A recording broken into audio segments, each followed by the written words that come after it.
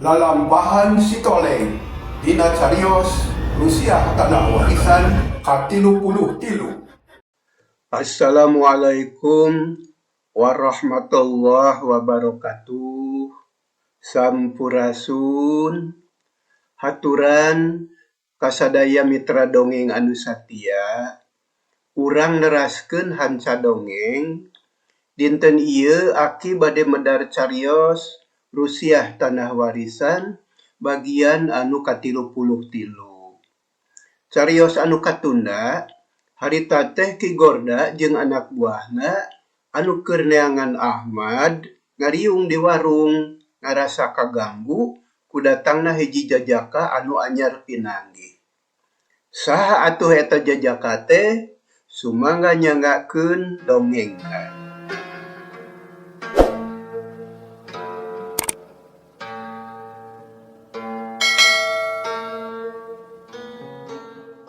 Cucurut, sia teh waras atawa henteu ha? Ngomong kawas nu gelo, teu boga kasopanan sia. Hah? Uing disebut cucurut? Hehehe. Hehehe. Nu gelo teh uing atawa maneh?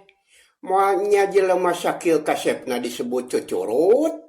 Tong ngahina euy.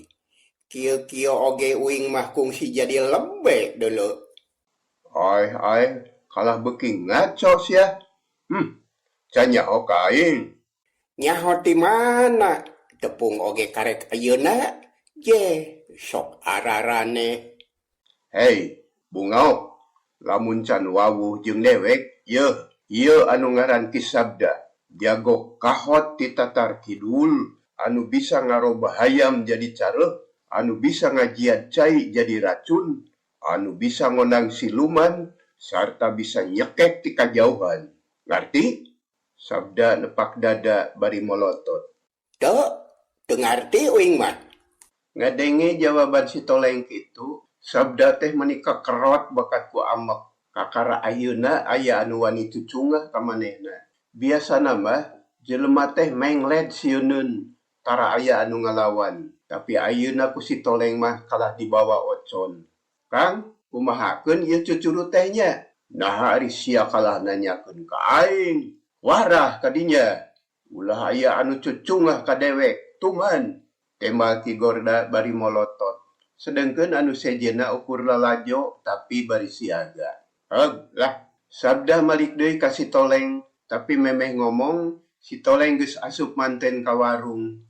Alak ilik neangan pangdiukan. Atuhnya puguh Sabda teh amekeun. Haok nyentak. Cucurut, saha nu ngidinan sia ka jero ha? Nah make kudu menta idin sagala. Ieu mah warung, tempat umum. Sing saha anu rek jajan bari jeung gablek duit, boga hak pikeun asup ka ieu warung. Nah make kudu menta idin sagala. Kumaha uing we? Nyaha asana teh?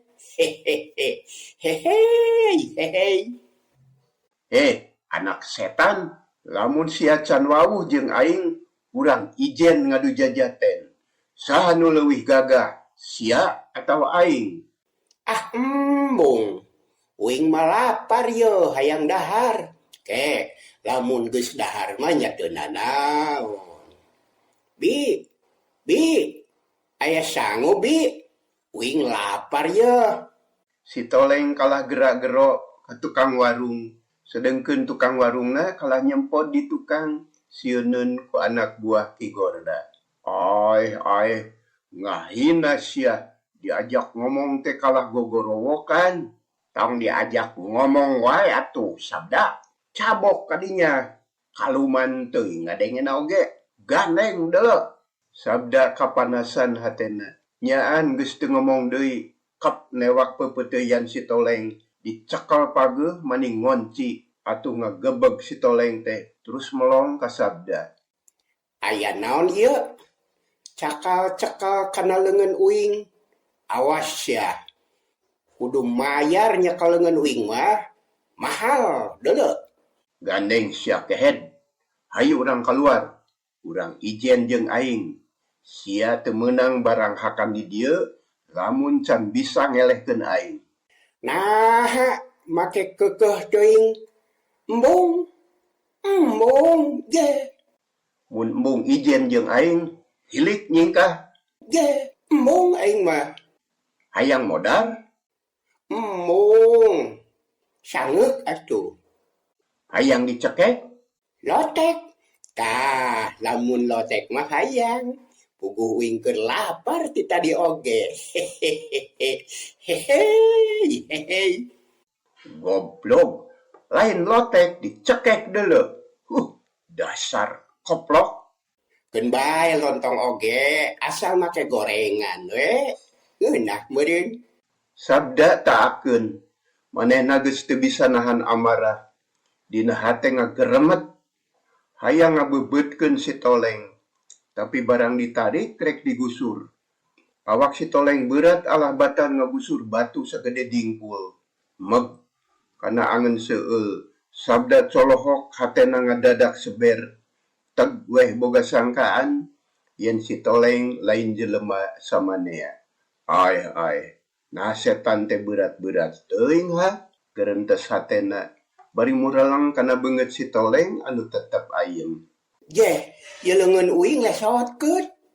Hiling rek jajan. Duh, nah aya bae.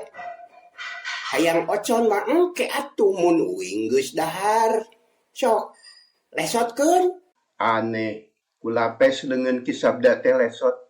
Padahal sabda mah masih keneh nyekelan ngaluarkeun tanaga. Hayang ngagusur ka si Toleng. Tapi kalah lesot, da asal leueur hese dicekelna.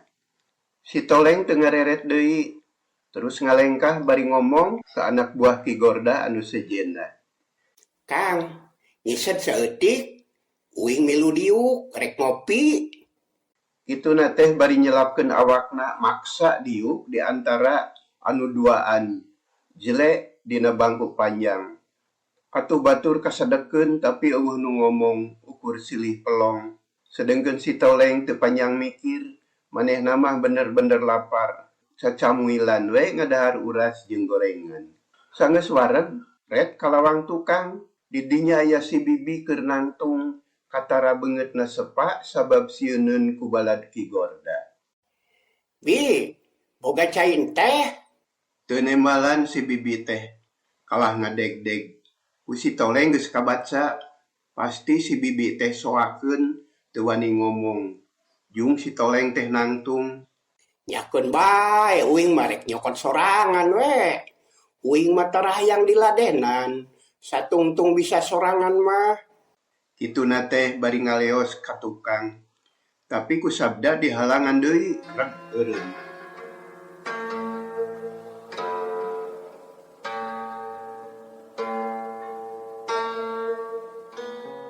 Ye, nah ngahalangan wae pagawean teh.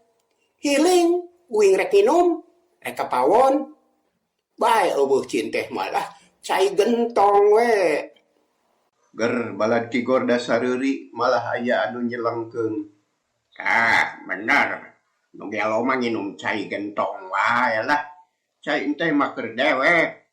Leuwih alus deui cai kolomer anu kitu mah nya euy. Aduh, ngahina ka uing sia. Sabda, antep euy. Dewek resep kanu gelo mah. Keun urang tanggap omonganana. Hitung-hitung bodor butut we. Ceuk Ki Gorda jadi penasaran ku kalakuan si Toleng. Sabda ngagugu gek diuk dina urutna. Si Toleng mah teu loba pikir, terus kapawon kop kana gayung. Terus nyuk cai tina gentong, memeh nginum babacaan heula. Regot, nginum mani ngaleklek, sagayung gede beak kabeh. Ger deui balad Ki Gorda teh sareuri. Resepeun nyaksian si Toleng anu nginum cai atah nepi ka sagayung badan. Buruy. Nginum manis sagayung gede oi. Kan bae, beteungna sina kemung jiga buyung. Dasar buntelan hitut, lapar pisan meureun oi.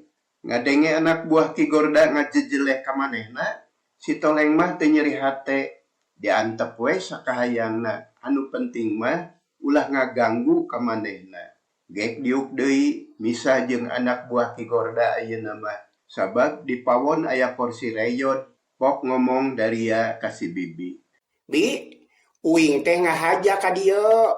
Katalatahan ku aki, kudu ditepikeun ka si Mamang nya kade. Kamana Mamang teh ayeuna? Uing hayang tepung, geus sono ye. Si Bibi colohok, sabab si toleng ngomongna teu puguh, teu pikahartieun, atuh ukur melong we bakat ku heran. Kawas nu hayang sidik kana rupa si toleng. Ku si toleng dikiceupan, untung si Bibi teh ngartieun. Si Mamang mah nuju ka sawah, Jang. Oh, ka sawah. Ahkeun bae, rek didagoan we nepi ka datangna. Tamah kesel mah rek mantuan ngumahan piring we nya, Bi. Cai gentong teh saat, Bi. Urang eusian nya. Nya, Jung. Si toleng teu talangke kop kana lodong, terus ditanggung. Leos ka cai rek ngalacai keur ngeusian gentong. Atuh Ki Gorda jeung baturna carolohok. Anu tadina nyangka semah ka si toleng teh ari breh bet kitu geuning. Disangka kulawarga si Bibi. Bi, saha eta teh nu saenyana ha? Saha? Putra pun lanceuk ti Cibunar. Dulur Bibi eta teh? Sumuhun, Aden. Nah atuh tadi diantep wae. Sieun ku Aden. Sieun? Alus. Bener kudu boga ka sieun, Bi. Kudu sieun ku kuring mah. Kudu sieun ku balad Kang Gorda. Sabab ieu teh barisan Jawara jago, moal aya anu nandingan. Tapi kumaha mun anak Bibi dititah ngaladowegan? Meunang, Bi. Mangga bisaeun mah. Moal nya lalaki teu bisa naek. Ki Gorda jeung baturna bungaheun nya cenah urang sina ngaladowegan. Kabeneran teu jauh ti warung teh aya tangkal kalapa. Ari Ki Gorda panonna melong ka jalan, bisi jajaka anu ditungguanana teu kanyahoan ngaliwat. Dak, kade ulah balangah euy. Bisi udagan ngeplos. Tenang Kang, keur diawaskeun ya ge. Syukur. Tekung si Lila, si toleng geus datang deui. Nyaan we nanggung cai dina lodong. Terus dicicikeun kana gentong. Ngan can pinuh bae, da gentongna gede. Barang rek ngaleos deui ka cai dicalukan ku sabda. Rek naon gera-gero ka uing? Cicing keur digawe, ngaganggu wae sia mah. Ulah sok ngaganggu kanu keur junun. Doraka. Ulah waka ka cai. Kadieu sakedeung mang rek nitah. Lah, kawas kabujangna wae make nitah sagala. Si toleng teu ngagugu kalah leos ka cai deui. Atuh sabda colohok. Asa kakaramanggih aya jelema mantangul wanian ka sieun. Tapi teu ngambek sabda teh. Alah gek diuk deui. Teu daekeun ka dieu Kang. Keun bae sina geus heula pagaweanana. Nya, keun ke urang sina naek. Mun geus naek urang singsieunan. Pasti ngihan maneh geura. Bener, kudu diwarah jelema mantangul mah, ceuk dira. Ari si toleng pangna getol ngalacai teh, kumanehna geus kareret, warung teh jauh ka balong, anggang kasusukan. Sedengkeun di dinya geus loba jelema baragajul, bisi aya kajadian kahuruan, butuh cai keur manjurna. Tukung si Lila si toleng geus jol deui datang, ngabengkot nanggung teu aya kacape. Tukang warung oge heraneun teu ngarti kana tujuan si toleng. Diantep we sakahayangna. Sanggeus gentong pinuh kakara eureun. Haduh, capek euy. Was, dabongan teu beunang dicaret. Saha nu nitah ngalacai? Coba mun cicing di dieu, moal capek. Uing mah jelema bener, nyaho kana kawajiban.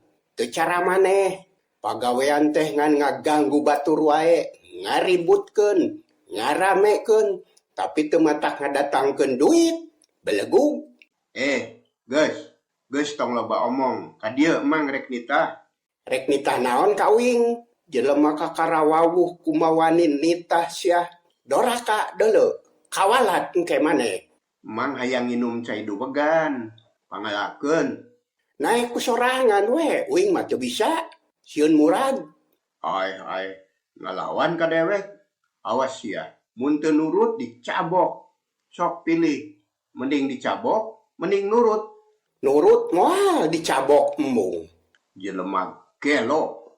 Sabda gregeteun, jung nangtung terus ngadeukeutan ka si Toleng. Gep nyekel deui pepeuteuyan kawas tadi, tapi si Toleng waspada, ti tadi oge manehna geus bisa neguh. Yen jelema anu ngariung di dinya teh, kabeh oge tukang nyieun kaributan. Atuh lalaunan ngerahkeun ajianana, aji belut putih sangkan teu kacekel ku batur. Si Toleng api-api menereukeun sapu anu ngagoler orosot leungeun sabda lesot. Teu bisa nyekel ka si Toleng. Sabda ngagebeg deui, terus maju salengkah, gap nyekel deui, ari si Toleng cengkat, polonyon deui teu kacekel. Lila-lila sabda ngarasa seber hatena. Manehna rumasa eleh jajaten, padahal ku batur nama diandalkeun pisan. Sabab boga ajian siluman, bisa naon bae sakahayang da geus ngandalkeun setan. Tapi ari ayeuna teu teurah ka si Toleng mah, rek nyekel oge hararese. Tungtungna sabda teh balik deui, gek diuk deui dina urutna. hehehe hayang duwegan mah jig we ngalas sorangan uing mah moal ngoretkeun jig saha nu bisa naik kawas monyet Saha ngaran sia ha? tong nanya ngaran kawas jaksa wae hartina deuleu keun bae teu nyaho ngaran oge paya wawuh we jelema mah lamun hayang kalapa nya kudu bisa naik Sabda, nah sia teh belegug teuing, temongkeun kasakten maneh, turunkeun kalapa teh kabeh. Sina colohok tah si wabalak teh, sina ngartieun. Ceuk Ki Gorda, manehna hayang pamer kasaktian Ki Sabda. Lah, nah asana teh, da teu kudu naek hayang kalapa mah. Hayu saksian ku sadarea, tenyokeun kumaha carana si Sabda nurunkeun kalapa. Ye, aing Ki Sabda. Sabda kaluar ti warung, baladna bijil kabeh. Nyeh si Toleng seuri, manehna mah geus bisa neguh kana naon-naon anu rek dipilampah ku si Sabda. Tapi samemeh bijil ngaharewos heula ka si bibi. ulah sieun bi kalapa moal aya nu turun bibi ulah sieun deui uing sanggup nyang hareupan nu garelo cicingnya cicing di dieu tenang aya uing Geus kitu mah si Toleng teh bijil kaburuan warung, nuturkeun balad Ki Gorda. Ari si bibi rada teger hatena, tadina mah geus sieun ku Ki Gorda teh, sabab rengkak parih polahna kabeh pikasieunun wungkul. Sanggeus aya di buruan, sabda nulak cangkeng ret ka si Toleng. Jelema, tenyo kumaneh, ieu kalapa rek sina turun kabeh. Aing mah teu kudu naek. Aing bisa ngagupayan kalapa, engke oge ngaburusut kabeh jeung cengkir-cengkirna. Moal aya anu nyesa. wah bener hebat tangkalan anu mana mang Tah nu eta. ke Si Toleng muru kana tangkal kalapa, terus ditepak bari mapatkeun ajian, pikeun ngahalangan pangabisa sabda. Tapi teu jiga-jiga da kalah ngomong bari ngareret, tangkal nu ieu ditepak deui sababaraha kali. Eta belegug. Dasar si belet. hehehe dana naon oge kudu jelas atuh tah ayeuna mah pan geus sidik anu rek dirurud kalapana teh tangkal nu ieu sok ayeuna mah geura turunkeun da uing oge hayang cai duwegan teh Tenyokeun ku sia jelema. Sabda nangtung ajeg panona melong kana tangkal kalapa, dipapai ti handap nepi ka luhur. Kituna teh bari mapatkeun ajianana. Geus melong kana kalapa, terus ngomong bari ngaranggahkeun dua leungeunna. Kalapa, sia kudu murag kabeh. kudu nurut kana parentah aing. Yap, tarurun kabeh. Turun, turun. Bari gugupay, kawas ngagupayan budak. Ari panona molotot kana kalapa. Ki Gorda jeung baturna ting serenge, sabab geus percaya kana pangabisa sabda. Tapi aneh, hari tamah teu murag kembang-kembangna acan kalapa teh anger caricing dina tempatna. Turun, turun, hayo tarurun. Bari gugupay deui. Tapi anger eueuh nu murag. Sedengkeun si Toleng melong ka luhur, sanajan cicing oge bari mapatkeun kakuatan batinna nahan kalapa sangkan ulah murag. Ari sabda nepi ka ngesang, balas gogorowokan nitah turun ka kalapa. Tapi hiji oge eueuh nu murag, nyeh si Toleng seuri terus melong ka sabda. Hehehe, hehehe, teu kadengeun meureun mang, torek kalapa tehnya, teu beunang digeroan ngajar dog wae geuning, hehehe, liwar meureun ceulina bonge kalapa teh. Goblok, di mana ya kalapa ceurian, ha? Kabeh oge torek sia. Sabda amek asa dioconan. Nu goblok teh uing atawa mamang. Nah, harinya hok kalapa torek mah make digeroan atuh. Hehehe. Araraneh. Anu eueuh ceulian digeroan nya moal ngadenge atuh. Mikir, Mang. Ngajedog sia. Ih, daya ngomong atuh oi.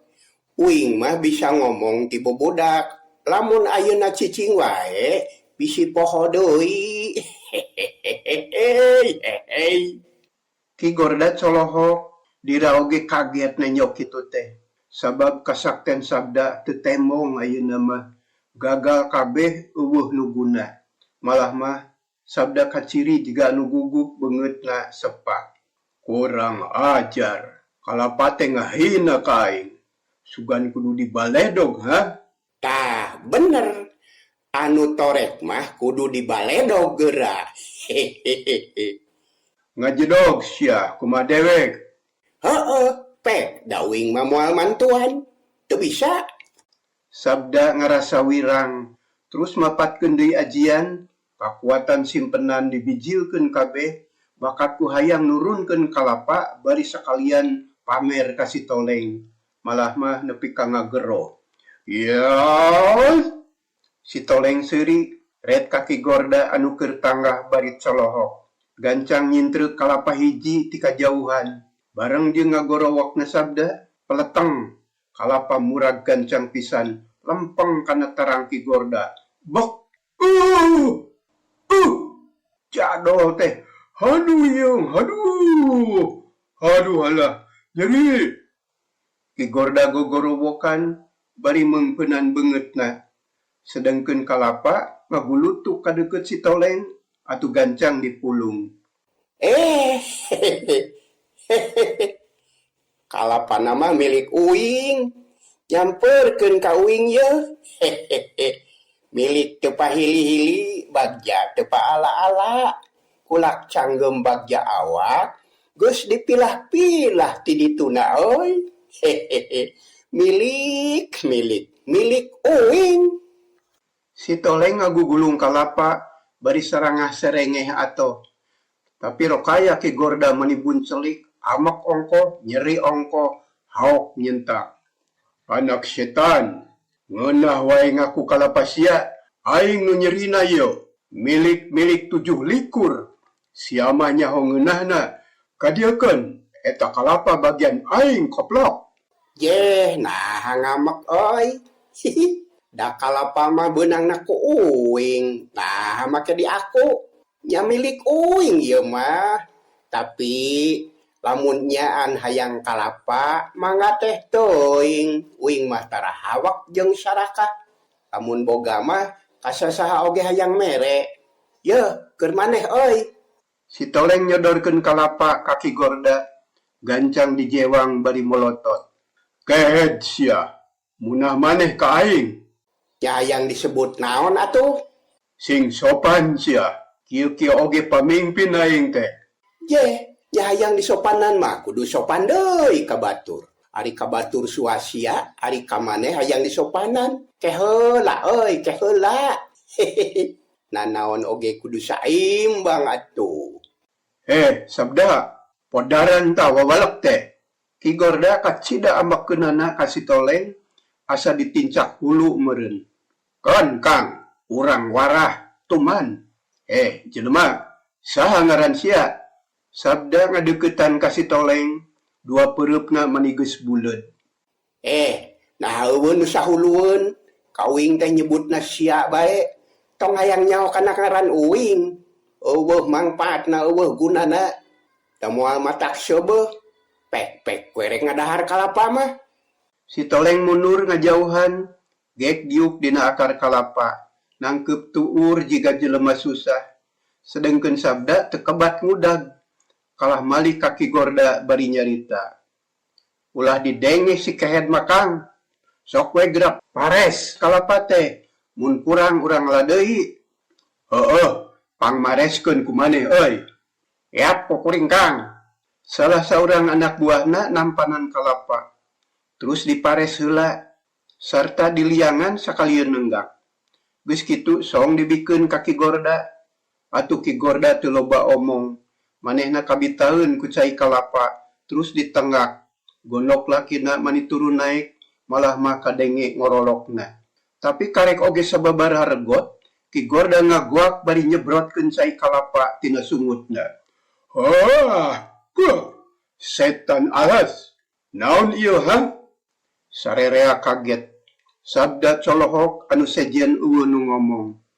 Ngan si toleng anu tetep tenang teh make jeung surah seuri sagala. Aya naon oi? Hehe. Setan atah, nah dina kalapa bet aya cucunguk ha? Di mana euy? Bangsat kurang ajar, ngahina ka aing. Ki Gorda kacida ambakkeunana, sabab aneh ti jero kalapa anu karek murag tina tangkalna, bet aya cucunguk mangkaning kainum pisan. No bener Kang, moal nya ah. Dira heraneun. Hakan ku sia. Cikan urang beulah. Hiuk brah, kalapa teh dibelah. Ana breh bener loba cucunguk. Aya kana sawidakna, cucunguk hideung laleutik. Sarereat colohok bengong. Asa teu kaharti ku pikir, teu kahontal ku akal. Dina kalapa anu karek menangala bet aya cucunguk.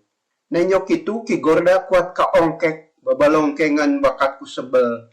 Malah mah terus ngoloyong ka warung, gek diuk bari nyiduh. Heran, nah make aya cucunguk di dia oi. Nyaot teuing atuh, bener aneh euy, sabda oge teu ngartieun. Menang sajongjongan mah sarerea ngaharulang.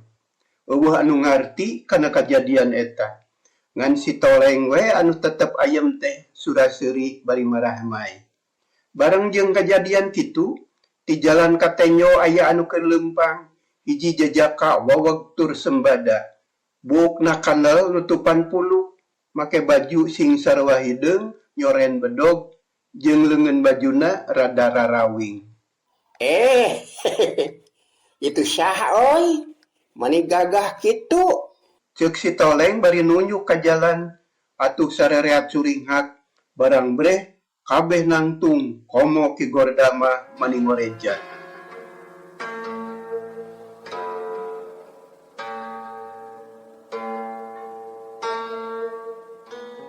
Ki Gorda jeung kanca-kancana ngadadak poho kana perkara kalapa anu aya cucungukan. Tapi ayeuna mah museur kana tetenyoanana anu tetela akur jeung katerangan ti Bahlo Gawa. Nyaeta pisan anu ditunggu-tunggu ku Ki Gorda teh. Hebat si Abah. Bisa neguh anu can kanyahoan jirimna. Tuh dak aya jajaka. Cirina sarua jeung katerangan guru urang. Ceuk Ki Gorda bari nunjuk anu keur leumpang. Bener Kang. Tegaplah nungguan lila teh. Geuning akhirna mah datang tah jajaka teh. Tapi ulah getas harupateun Kang. Antep heula ulah waka digigiras bisi kabur deui. Ceuk dira manehna rada tenang tegurung busuk. Bener. Dak, geus, tong merhatikeun si Kehed. Keun bae rek naon-naon oge, kumaha hayang manehna. Nu penting eta semah ulah waka diganggu, sina asup heula ka warung. Anak buah Ki Gorda nurut kabeh. Ting koloyong sakahayangna. Aya nu ngariung handapeun tangkal kalapa, bari ngobrol ngaler ngidul. Aya anu nyarane kana bilik bari udud sorangan. Sedengkeun Ki Gorda jeung Dira katut sabda arasup ka warung. Gukgek diuk dina bangku panjang, api-api teu mirosea kanu keur leumpang. Tapi si Toleng awas panonna jeung ngarti kana galagat harita. Atuh teu bisa tenang si Toleng mah. Manehna kudu taki-taki jeung waspada, bisa aya kajadian anu teu dipiharep. Malah mah harita oge mimiti ngawaskeun ka jajaka anu keur leumpang. Dipeleng isi hatena, disawang kaayaan jiwana. Aya kertegna kana hate si Toleng, yen eta jajaka teh jelema hade, ngan atah keneh jiga kakara kaluar ti paguron. Kasep budak teh, tapi hanyakal bolos strong kene, jiga can aya pangalaman ieu mah, tapi keun sia. Di Bandungan ku aing, ieu wawelek anu ngagunuk di dieu teh rek naon nu saenyana. Awas ya. Si Toleng ngagerentes dina hatena, bari terus asup deui ka warung. Asupna ti lawang tukang, gok tepung jeung si Bibi, terus ngarewos. Bi, lamun aya nanaon ulah pipilueun nya. Mending ge nyingkah sing jauh. Keun warung mah kuing ditungguan. Tanggung jawab lah moal nanaon. Mangga, Jang. Si Toleng diuk dina kursi reyot teh, ari si Bibi api-api rek kacai ngumpulkeun wadah anu kalotor. Sedengkeun Ki Gorda jeung dua anak buahna dariuk kalawan tenang.